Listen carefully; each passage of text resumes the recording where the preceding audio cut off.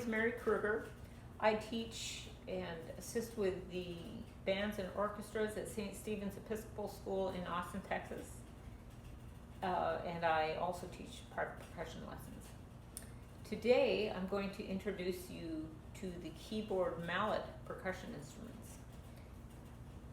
Percussion instruments are instruments that you find in bands and orchestras they produce a sound by being struck or scraped.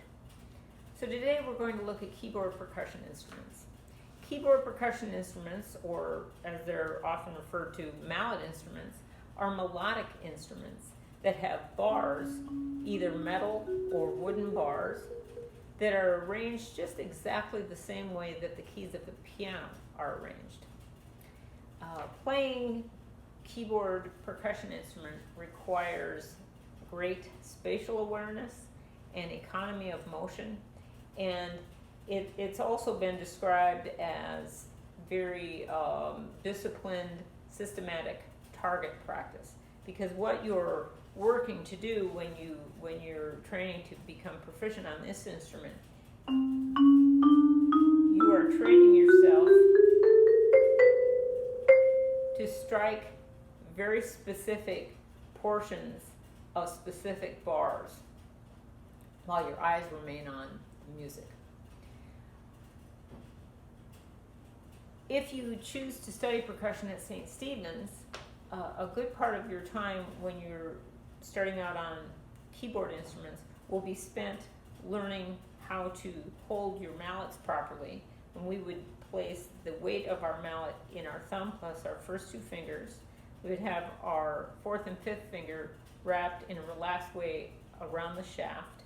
And we would have maybe about ½ an inch of that shaft extending beyond the mallet, beyond your hand. We'd have the back of the hand almost parallel to the ceiling, and we would isolate the motion of the stroke from the wrist down.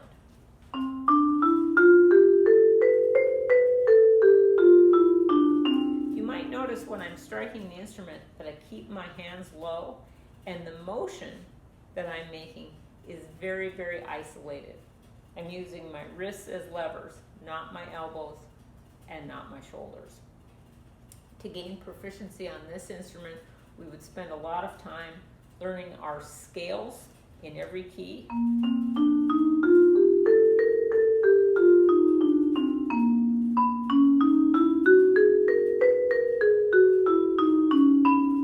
And so on and so forth, all the way up the keyboard and all the way back down, and we would also spend time on arpeggios.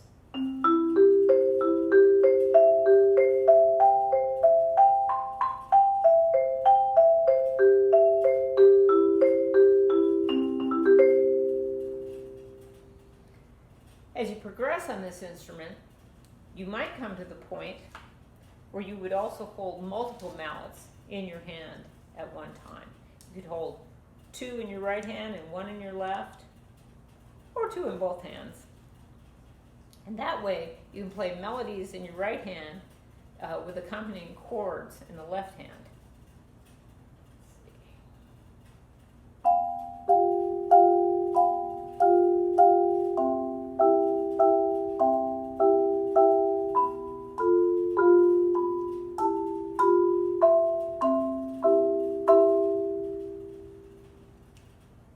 I hope you've enjoyed this video, and thank you for joining me.